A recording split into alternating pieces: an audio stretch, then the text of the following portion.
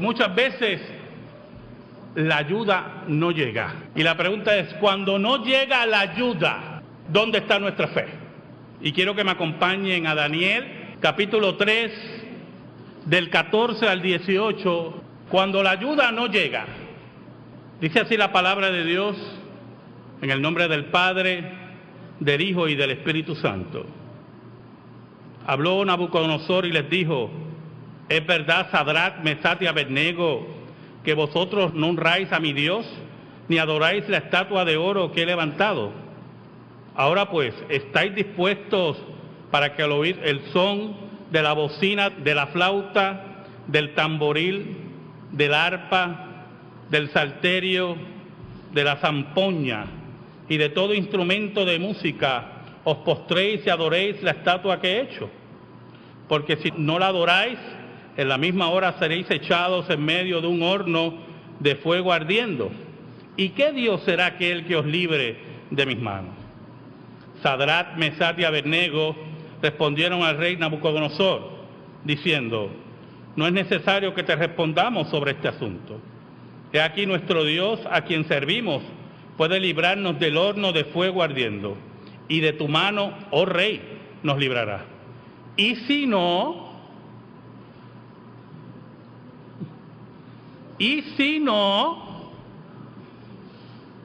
sepas, oh rey, que no serviremos a tus dioses, ni tampoco adoraremos la estatua que has levantado. Oramos. Dios bueno y Dios verdadero, gracias te damos, porque nos permites en esta hora a este pecador exponer tu palabra. Perdona nuestros pecados, escóndenos bajo la sombra de la cruz, para que tu palabra eterna, por el poder del Espíritu Santo, llegue a los corazones de tu pueblo. Que tú, Señor, solamente tú, redargullas los corazones. Que humilles, Señor, aquel que está enaltecido. Que salves aquel que ya es tu propiedad, y que tu nombre sea proclamado. Por Cristo Jesús. Amén y amén. Cuando la ayuda no llega. ¿Saben, hermanos? El Titanic pertenecía a un grupo de 3 navíos construidos a principios del siglo XX.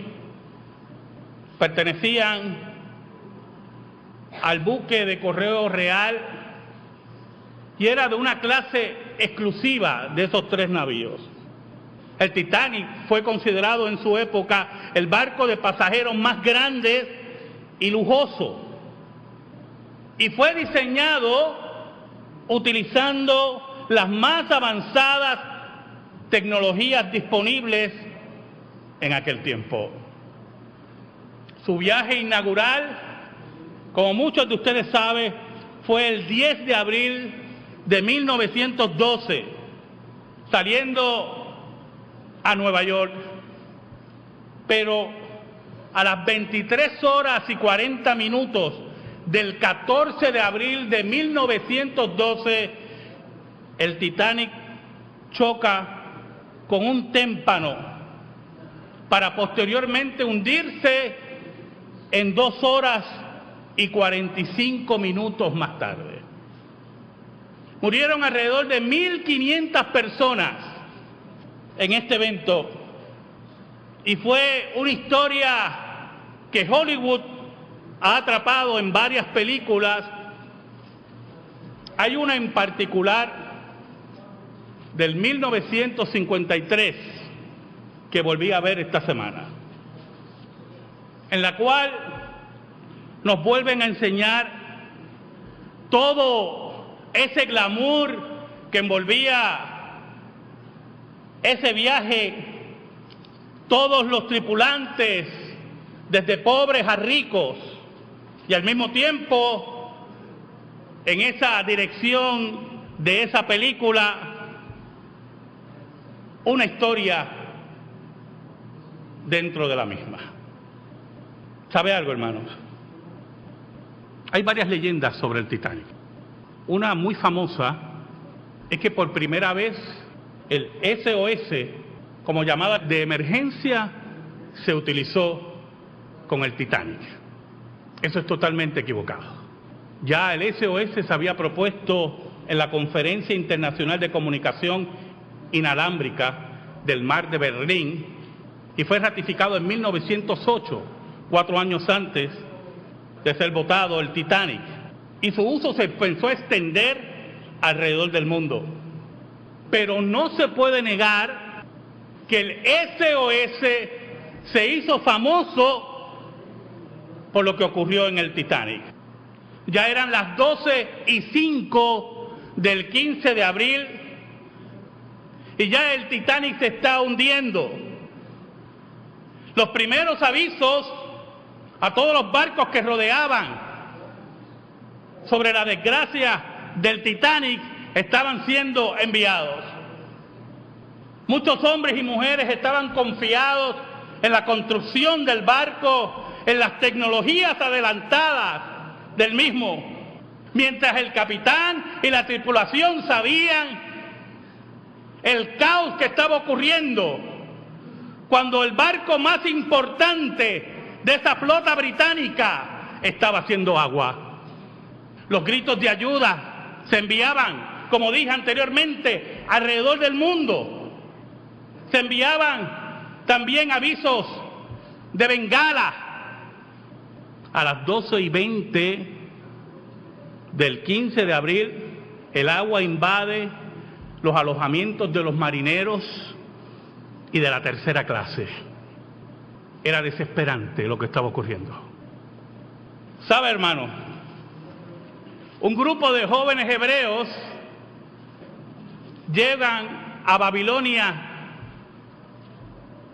por una razón.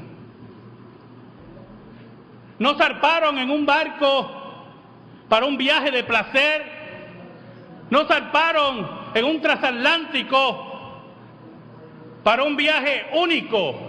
Estos jóvenes hebreos llegaron a Babilonia por todo el pecado y el rechazo de Israel, principalmente de Judá, a las advertencias de Dios a través de los profetas. Allí en tierra extraña, allí rodeado de paganismo, estos jóvenes hebreos empezaron una travesía que marcaría sus vidas para siempre. Una travesía que muchas veces los llevó a pedir auxilio. Allí estaban esos jóvenes hebreos en medio de todos los enemigos de Dios, confiando solamente en lo que habían creído y aprendido en su tierra natal. Entre ellos, entre esos jóvenes hebreos, estaba el profeta Daniel. Y uno de los primeros relatos que vemos en el libro de Daniel, de la confianza en el Dios verdadero, está en el reto de ellos servirse de los manjares de la mesa del rey, manjares, muchos de ellos prohibidos por la ley de Dios en el antiguo pacto y ofrecidos a los dioses falsos. Y en ese primer reto a su fe, Daniel y los jóvenes hebreos confiaron solamente en Dios, no importando las consecuencias, no importando si iban a estar más saludables o no. Se mantuvieron fieles a la ley de Dios. Y esto es muy importante. La fidelidad a la ley de Dios no depende de lo que usted cree que deba ocurrir. ¿Oyó? Si yo me mantengo fiel a la ley de Dios, debe ocurrir esto. Eso usted no lo sabe, hermano.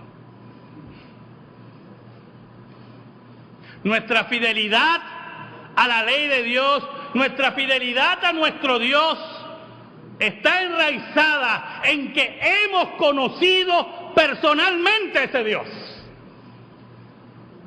Y hemos entendido de dónde nos sacó, a dónde nos ha puesto, sin nosotros merecerlo.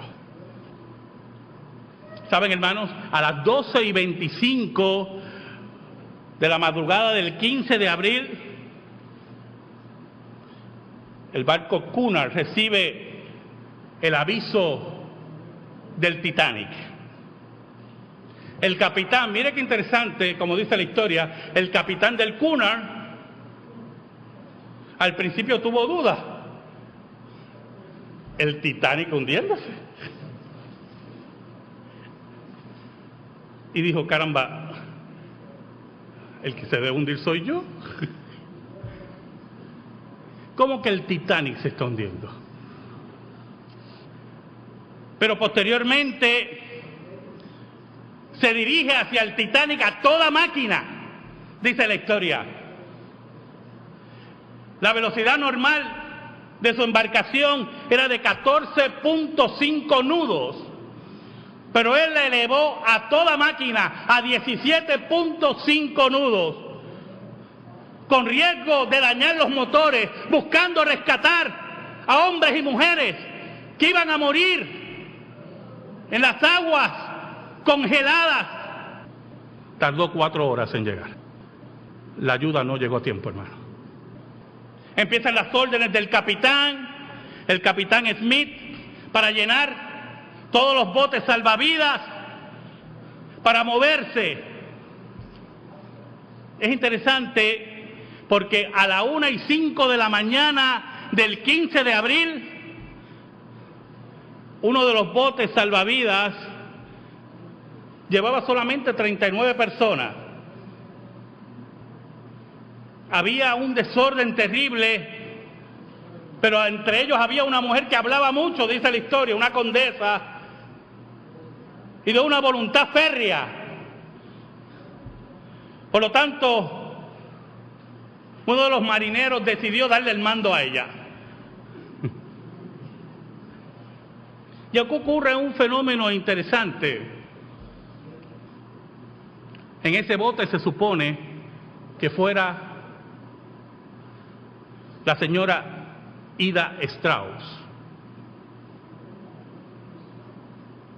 Ida Strauss era la esposa del dueño de los almacenes Macy's en Nueva York. En el último momento cambió de idea y volvió con su marido. Los testigos dicen que sus palabras fueron: hemos vivido juntos durante tantos años, a donde tú vayas, yo también iré.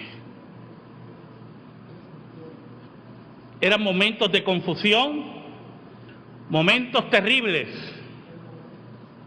A la 1:25 de la mañana, el Titanic envía el siguiente mensaje: estamos poniendo a las mujeres en los botes, estamos poniendo a los niños en los botes, nuestro buque se hunde.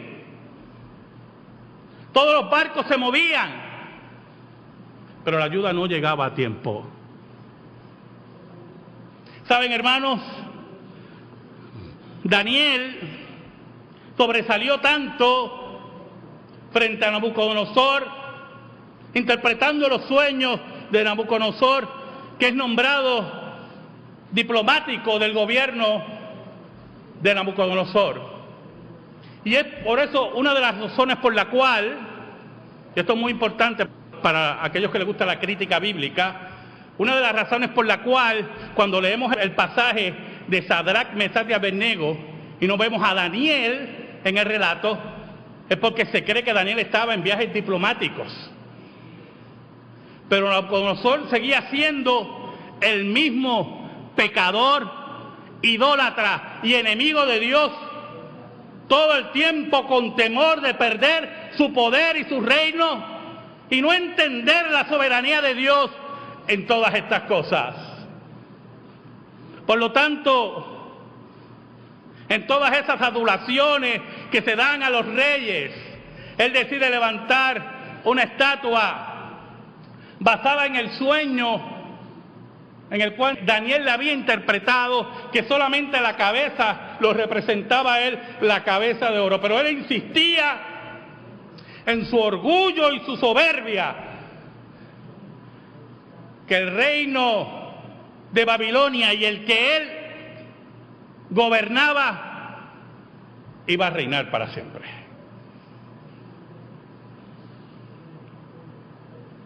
Por lo tanto, levanta su estatua y su Dios, como muchos levantan estatuas y dioses hoy mismo, y creen que van a vivir para siempre.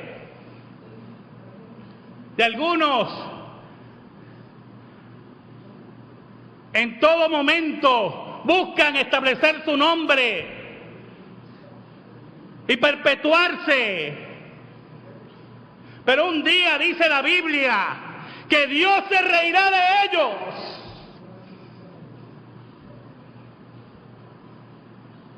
Se construye, hermanos, un momento de adoración, y todo el reino de Babilonia tenía que rendir culto al Dios de Nabucodonosor, y era otro Dios, hermano. Para ellos no era nada extraño, eran politeístas. Para ellos es otro Dios más, otra estatua que hay que adorar, otra locura. ¿Qué perdemos con obedecerlo? Pero allí habían tres jóvenes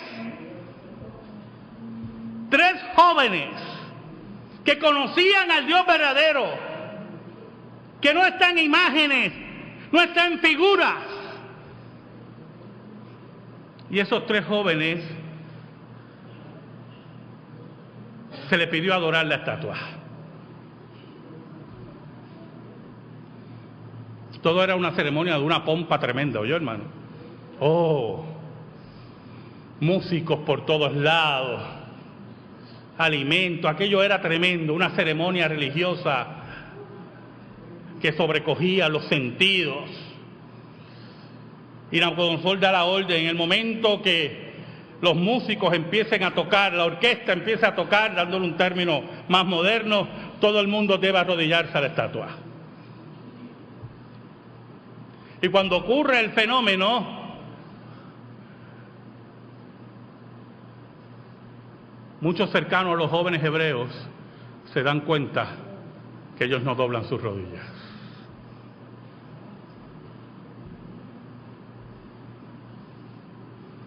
¿Usted me oyó, hermano? Los que estén cercanos a nuestras vidas, que siempre noten que nosotros no doblamos nuestras rodillas. Que nosotros no doblamos nuestras rodillas a los baales.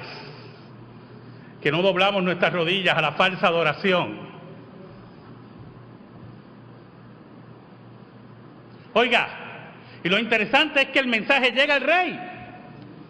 Dice, mira, aquí hay un grupo de jóvenes, estos que tú proteges mucho, no quieren adorar tu estatua. No quieren adorar a tus dioses. Y el rumor le llega a Nabucodonosor, y si usted entendió conmigo la lectura, ¿verdad? Si usted se dio cuenta en la lectura, Nabucodonosor empieza con una pregunta. Empieza con un trato afable a los jóvenes hebreos. ¿Saben, hermanos? Y es muy importante. Ya para la 1:30 de la mañana de ese 15 de abril, sabe que esa fecha no se me va a olvidar nunca. Es el día de las planillas también.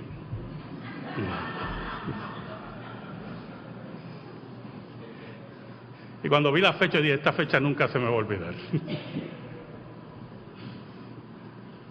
Cuando era la 1:30 de la mañana, empezaron las primeras manifestaciones de pánico, de gritos.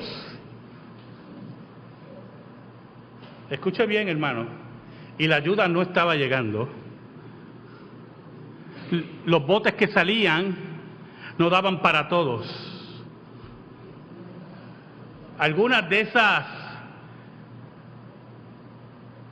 ataques de pánico, dice la historia que fueron reprimidos. 3 pasajeros fueron muertos a tiros.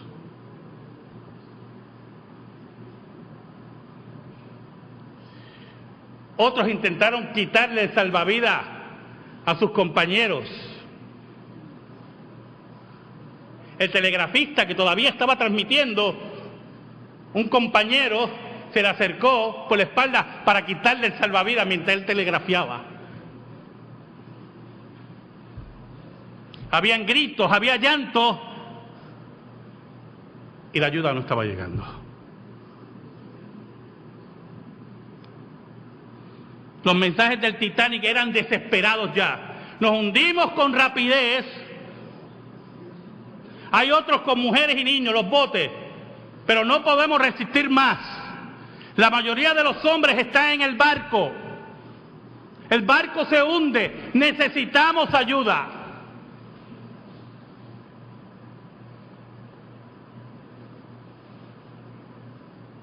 ¿Sabe, hermano? Nabucodonosor le pregunta a los jóvenes hebreos: ¿es verdad que ustedes no quieren adorar mi estatua? Y ustedes no están dispuestos al toque de la orquesta. Y hay una descripción interesante de todos los instrumentos musicales. En el original de Daniel hay 3 instrumentos musicales que se citan,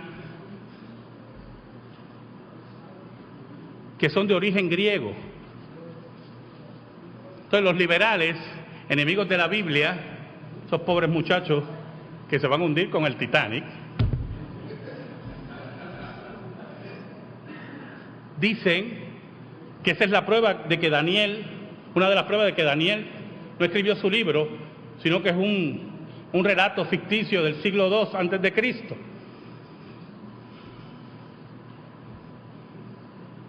Lo que pasa que ellos no saben, creo que no quieren averiguarlo, que el comercio en esa área ya era muy fuerte con Grecia. Y de Grecia venían muchos instrumentos musicales. Y él le relata y le dice: al son de estos instrumentos musicales, ¿están dispuestos ustedes a adorar la estatua? Adorar a mi Dios. Es interesante cómo Nabucodonosor identifica su estatua creada por sus artesanos como su Dios. Como dice el salmista, tienen ojos y no ven, tienen oídos y no oyen, tienen que ser cargados por las carreteras.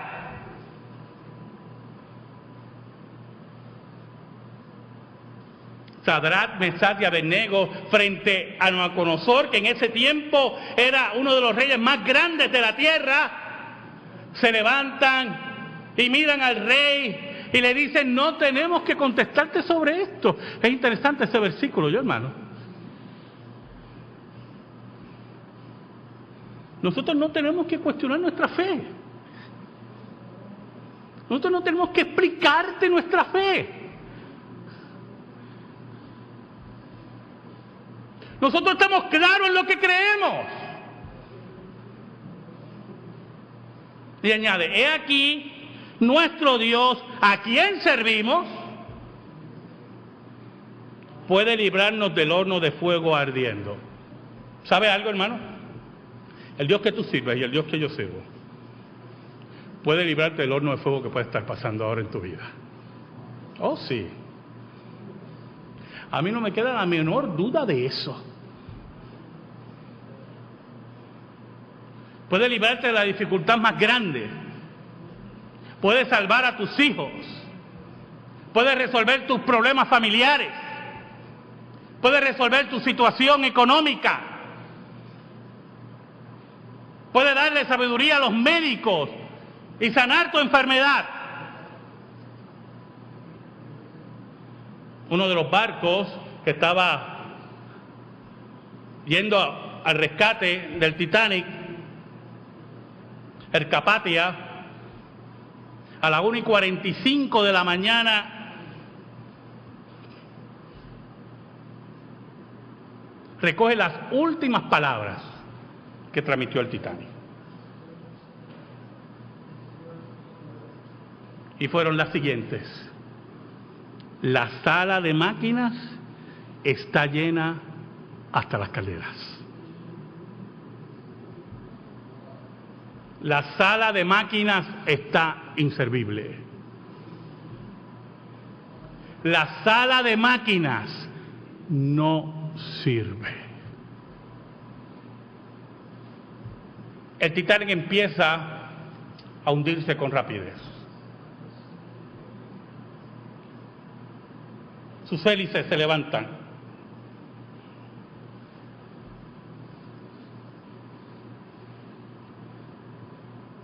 Pero hay un fenómeno, hermano, muy importante que quiero tocar en esta tarde.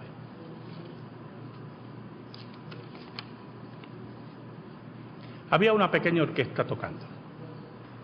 ¿Se acuerdan de la orquesta de los jóvenes hebreos? En el Titanic había otra orquesta tocando. El barco se hundía y la orquesta tocaba. ¿Sabe lo que tocaba, hermano? Es muy importante. Un himno. No, van a tocar un reggaetón. Por favor.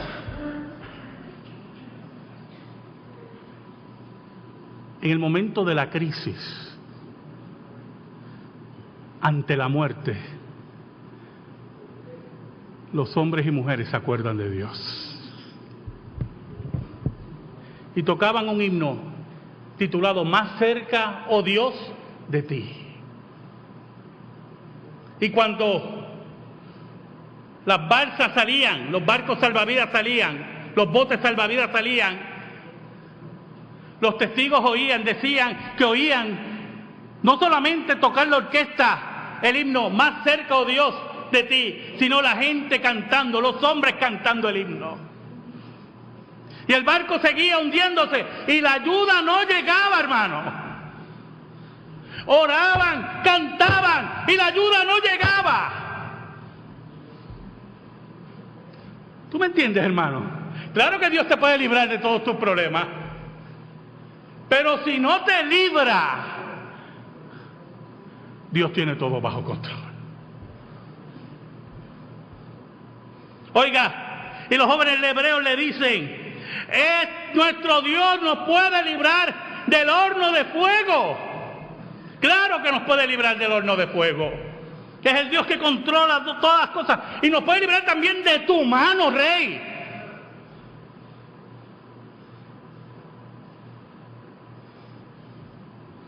Y nos va a librar. Pero ellos añaden: la gran fe de los hebreos, la gran fe cristiana, no el cuento de hadas que nos venden por ahí, es la fe verdadera, la fe fuerte, la fe de haber conocido a Jesús. Pero ellos añaden: y si no nos libra, si tenemos que morir en el horno de fuego, si tenemos que morir allí calcinados, si nuestra vida acaba en este momento, quiero que sepas, oh Rey, que no vamos a adorar tu estatua.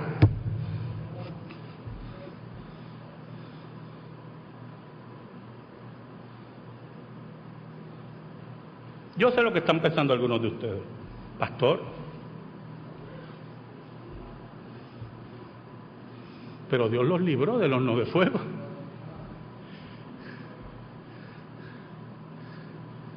Y el título del sermón es Cuando la ayuda no llega. Oh sí, hermano, Dios los libró del horno de fuego. ¿Sabe algo? Ellos no estaban seguros si eso iba a ocurrir. Ellos estaban a merced de la voluntad de Dios. La Biblia dice que Nabucodonosor fue y mandó aumentar el calor 7 veces, que es un número simbólico, ¿verdad? porque no hay forma ahí de medir 1, 2, 3, mira, llego a 7 veces. Es una forma simbólica de decir de intensificar el calor. Fue tal el calor que aquellos que arrojaron a los jóvenes hebreos murieron. Y allí en medio del horno de fuego, allí en medio del calor, allí en medio de la muerte, apareció Jesús. Apareció el Maestro. Y asustó a Nabucodonosor y a todos los hombres y al reino de Nabucodonosor. Y decían, ¿no fueron 3 que echamos? Yo veo 4. Y el cuarto tiene la semejanza del Hijo de los Dioses.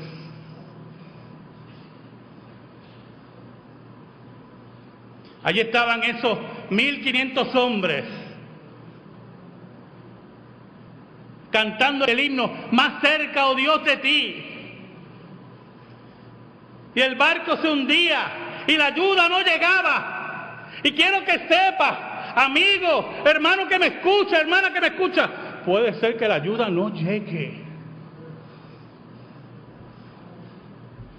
Es el momento cuando la hoja de Nerón caía, la hoja de esa hacha caía sobre el cuello de Pablo. Cuando ya la ciudadanía romana no le sirvió nada a Pablo. Es el momento cuando padres y madres agarran a sus hijos en el circo romano para protegerlos de la fauce de los leones. En ese momento, la ayuda que algunos dicen no llegó. Es el momento que oramos por nuestros hijos, por nuestra hija, y muere frente a nosotros. Y no importa lo que oremos, llegó la hora. Es el momento, hermanos. Es en ese momento que tenemos que demostrar la fe de los jóvenes hebreos. Porque si tú no tienes esa fe, tú no has conocido a Dios. Si tú no tienes la fe de enfrentar el momento en el cual no llega la ayuda y tomas coraje con Dios y dice, caramba, como que Dios no me escucha. Oh, hermanito, ya Dios te escuchó. Lo que pasa fue que dijo que no. Es en ese momento que tenemos que decir con el himnólogo. Es en ese momento, hermano, cuando la ayuda no llega, que tenemos que decir con el himnólogo, en este himno tan hermoso, más cerca, oh Dios, de ti. Si en vuelo celestial al cielo voy, y sol y luna atrás, dejando estoy, alegro entonaré mi canto sin igual, más cerca, oh Dios, de ti, más cerca siempre de ti. Amén. Gracias te damos, Señor. Gracias te damos en esta tarde. Oh, qué falsa fe nos venden. En medio de la vida y de la muerte, tú tienes el control de todas las cosas. Que nuestra vida, Señor, aprenda solamente a depender de ti. Y morir en ti. Y vivir en ti. Y no importa lo que ocurra, nunca doblaremos nuestras rodillas a otros dioses.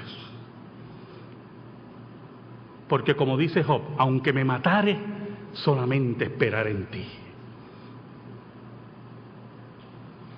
Por Cristo Jesús. Amén. Y amén. Estamos en silencio, hermano.